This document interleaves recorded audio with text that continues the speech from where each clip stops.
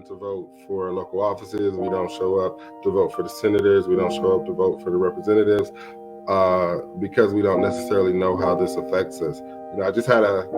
I had a, for my end, a nice conversation. I didn't think they thought it was nice, but they were praising Trump for the Moores Act. And, I made a comment and said, how does Trump connect to the Moores Act? Because it passed in the House. And they were like, well, Trump is the president. And I said, yeah, but it passed in the House, meaning it hasn't gone to the president. It goes from the House to the Senate, then it goes to the president. But, Trump can take credit because we don't understand how politics work. So we don't necessarily know how that happens. And I think we also need to look at changing the rules. Some of the things we have in place don't make sense anymore. And I think Trump has exposed a lot of that there's loopholes in place or things that we didn't think about that gave, the president power to pardon himself.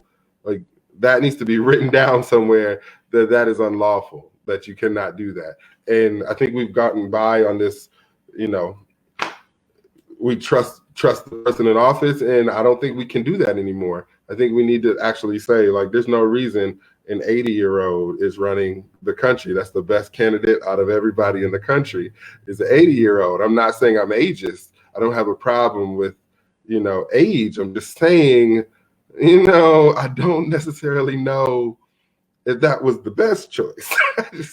We might have had some other people we could have considered when we talk about where the country is now and making plans. You're bringing Instagram to meet with the Supreme Court, and those people are 90 years old, so they don't know what you're talking about. They're asking questions that don't make sense. Our great-great-grandparents, we didn't trust them to run a VCR, but we trust them to run the country. So I really feel like we need to go back and look at the rules, look at how this country is set up, and how we get through. A comedian said this the other day. He said, no, the first, I think it was on Saturday Night Live. He said the first rule in the amendments is freedom of speech. But the next one they wrote was give them guns.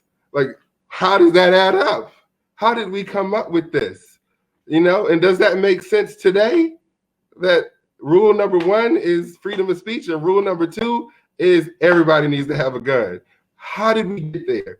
And Black people are way down at the bottom. What are we, 13? I can't remember. I might get the amendments messed up. But no, right. We're 13. Yep, get out of here. Stop playing. We might need to go back. I'm not saying throw out the Constitution, but we might need to go back and look at what the rules are and see how they apply today. And we might need to add some other ones. I'm not an ageist. Love my older people.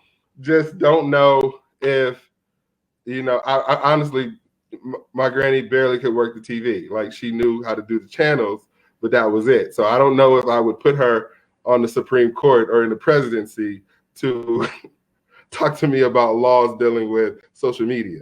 It doesn't make sense to me. Brandon, you got me over here about ready to bust a gut like that.